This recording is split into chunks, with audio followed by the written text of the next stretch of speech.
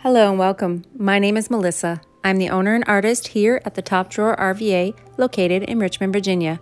I'm also a Dixie Belle brand ambassador. Today, let's hang out, play with some paint, and make over this beautiful cedar chest. This beautiful piece of furniture was picked up for only $20.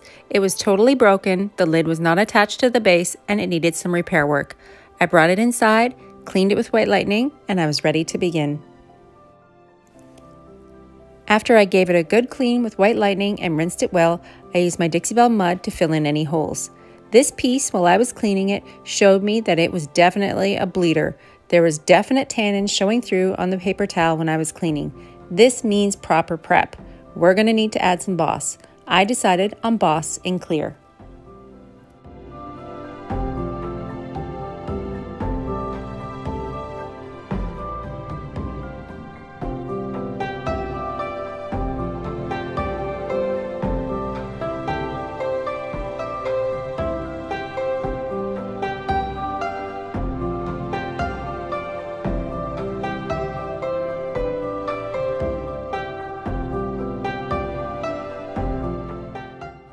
After rinsing with water, I made sure to scuff sand my piece. This is something I do to every project I work on. No matter what paint I'm using, I always scuff sand the surface and then wipe it down before I begin.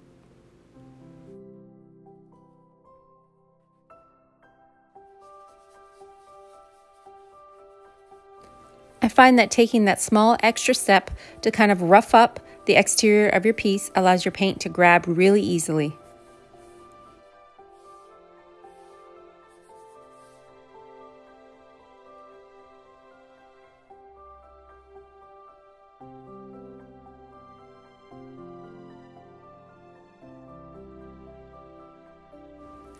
Let's prep this piece with Boss. Boss is your stain blocker for any marks, stains, or bleed through of tannins that might come through on your piece.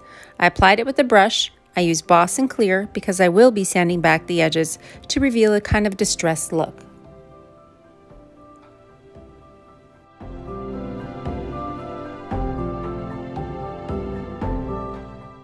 I covered the entire piece in Boss in clear, 2 coats, waiting 24 hours before paint.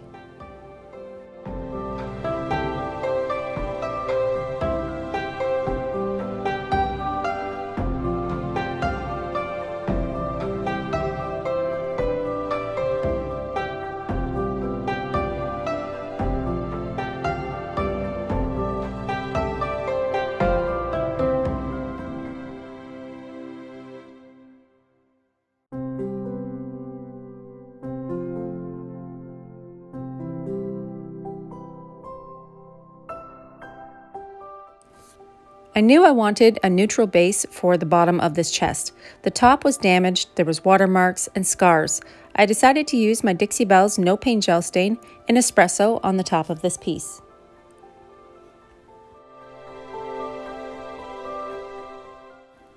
No Paint Gel Stain is great for covering damages. I apply it with an applicator pad on the thicker side.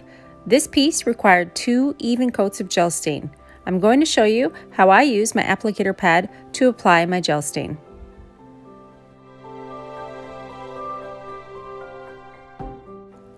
I wipe on this product in the direction of the wood grain. I like to do all of my edges first. After my edges are covered, I come back in and wipe directly across the whole top of the piece. You can really see the difference on how it revives the wood and provides a brand new, updated, modern color.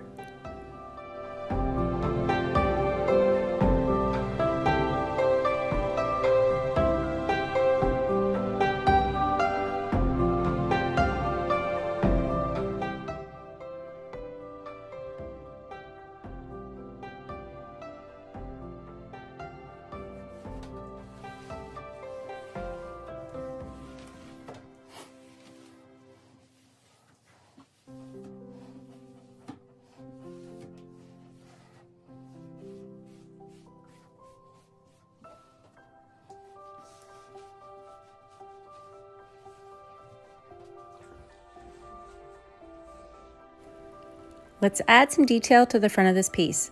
I used my Woodubend molding, number 1001. These moldings arrive in a set of 2. They are hard and you cannot bend them until you heat them. To apply a Woodubend molding, lay it down face down onto the ground. Then heat it up with your heat gun or a hairdryer. You could also use a pancake griddle. Once it's warm, it becomes bendable and malleable. You can then apply your wood glue to the backing of the piece and secure it to your project.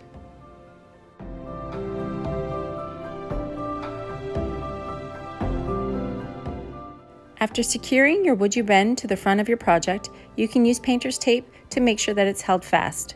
Once you know it's dry, and it shouldn't take a very long time, since you're also reheating your Woodubend molding once it's flat to the surface, you can start to paint right over top of it.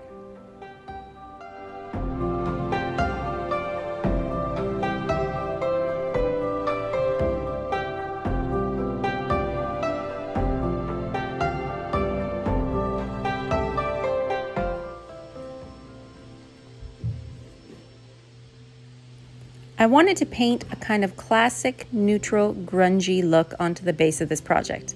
I know that sounds like a lot, but I like to do this technique where I use my best dang brush to kind of swirl the colors together. I'm going to use 2 neutrals and 2 darker neutrals. Colors used on this project: Sawmill Gravy, Drop Cloth, Coffee Bean, and Gravel Road.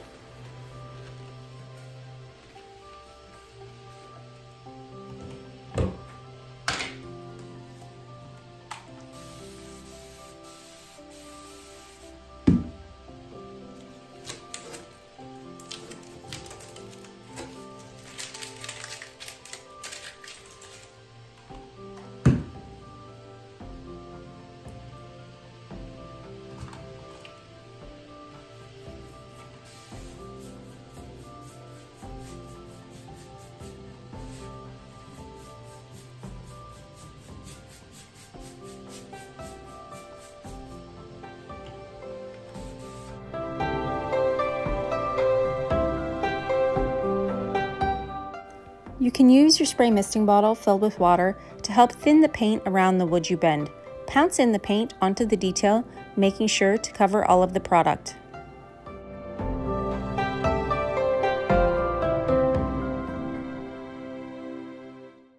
I like to plan the inside part of the project as the lightest, so I will use those 2 light colors in the middle and then build the depth with the darker colors on the edges.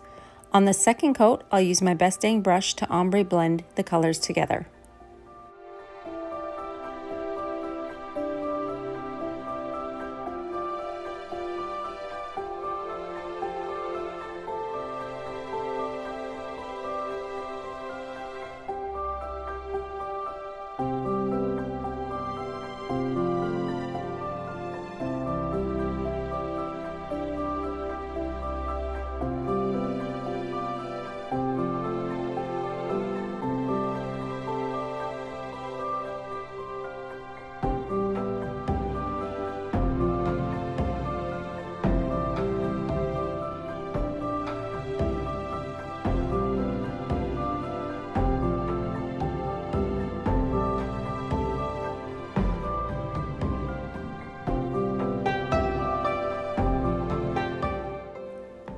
I'm working on the second coat here in this part of the film, applying the paint over top of what I just did.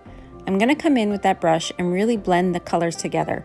Keeping a light hand, keep your hand on the bristles more so of the brush allows you more control when you're circling the colors and blending.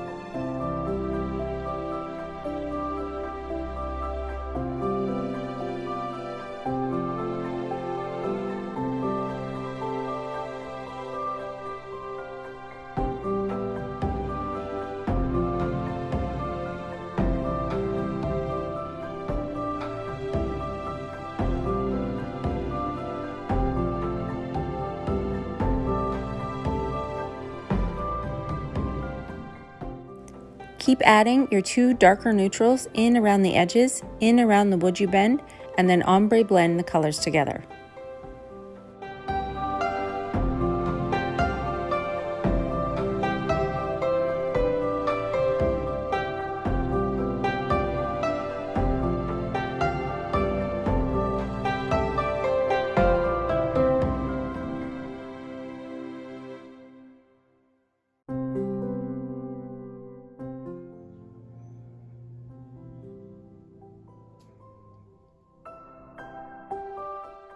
Using Moonshine Metallics and Steel Magnolia, as well as the Victorian Damask Stencil, I applied this with my Best Dang brush.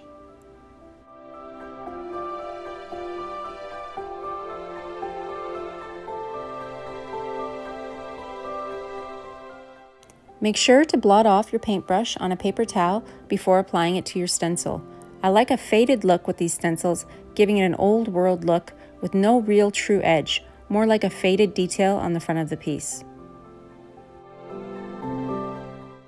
I wanted to add a little bit more deepness into the edges around the Woodubend molding and the fluting on the sides.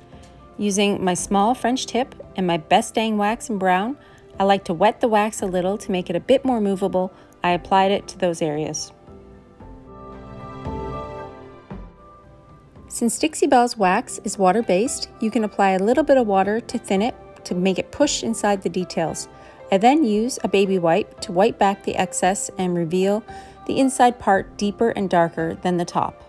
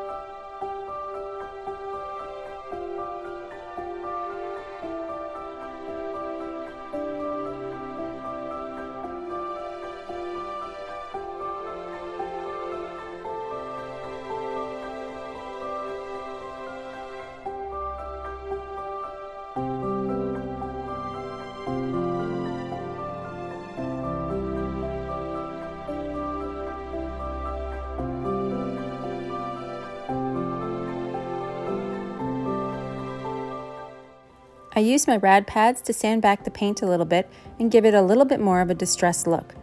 After I achieved the look that I wanted, I came in with my Best Dang wax and clear and sealed the entire base.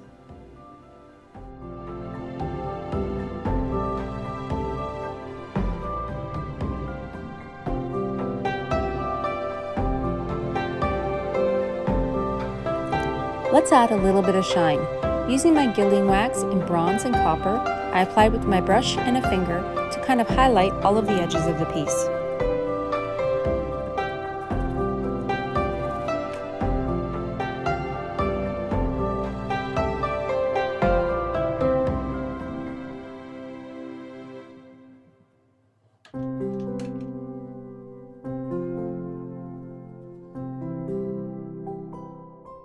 I still needed to add my second coat of Espresso Gel Stain to the top of the piece.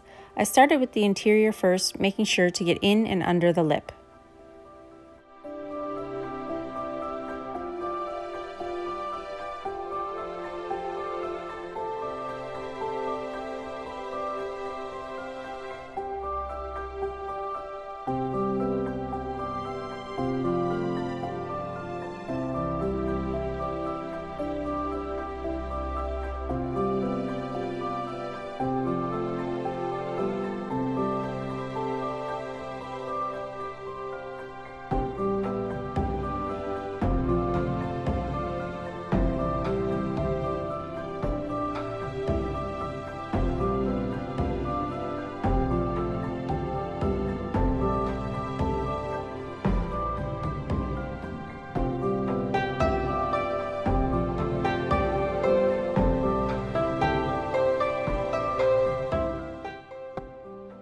I even added a little bit of the No Pain Gel Stain to the edges of the wood handle to make it match. The interior part of the handle is more like a burnished copper, and I'm leaving that original to the piece.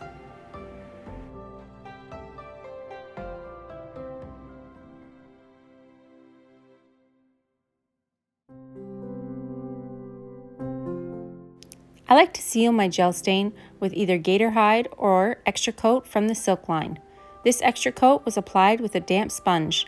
Going back and forth across the top of the piece allows me to get a streak-free finish.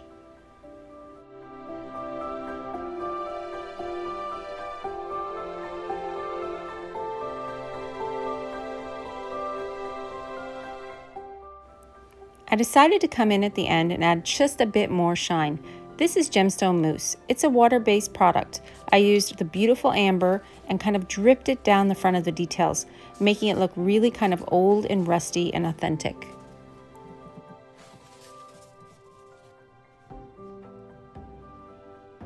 After repairing her interior and using Big Mama's butter to condition the drawer glides, this piece has a whole new life. I hope you enjoyed my painting makeover using Dixie Belle paint products. I'll see you again next week.